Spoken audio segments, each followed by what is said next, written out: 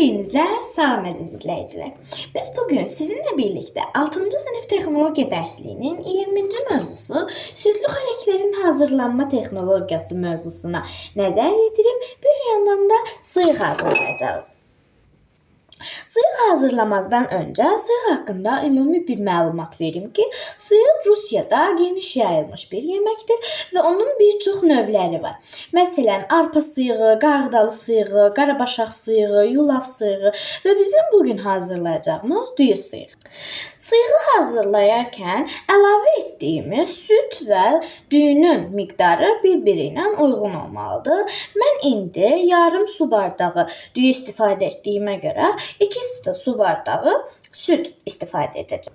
İlk öncə 2 su bardağı südü qazana əlavə edirik.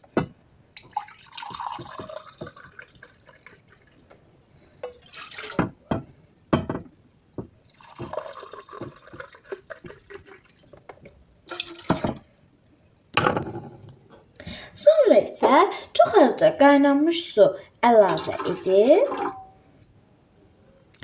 ocağın altını süd qızana qədər yandırırıq.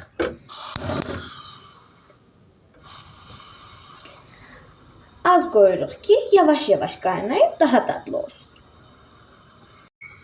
Bəli, artıq aradan bir neçə dəqiqə keçdi və südümüz yetərincə qızdı. Qızandan sonra daha əvvəldən yarım saat soyuq suda gözlətdiyimiz düyümüzü südə əlavə edirik.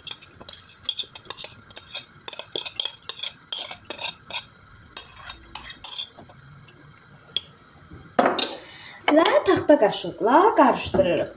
Bunu deyim ki, düyü sıyığı aşağı kalorili sıyıqdır. Tərkibində bir çox bitki zülalları vardır. Aşılanmışının orqanizmə bir o qədər də xeyri yoxdur. Tez məhsul olur və təqribən 100 qramı 323 kaloridir.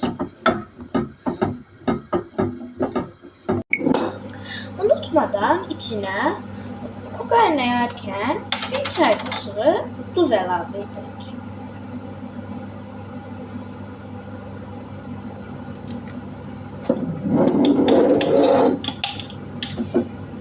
Və yenidən qarışdırıb yarım saat müddətində ara-ara qarışdıra-qarışdıra südün buxarlaşıb, düyünün iriləşib qatılaşmasını gözləyirik.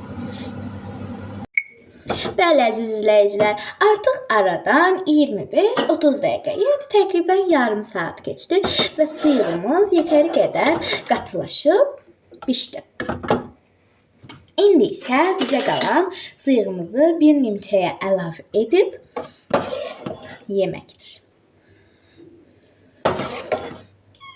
Sıyığımızdan bir nimçəyə azca tökürük.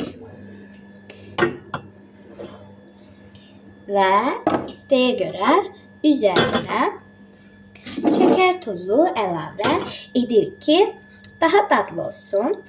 Mən əksərən 2 qaşıq şəkər tozu əlavə edirəm, çünki biraz daha şəkərli sevirəm. Şəkər tozunu əlavə edirik və qarışdırıb yeyirik.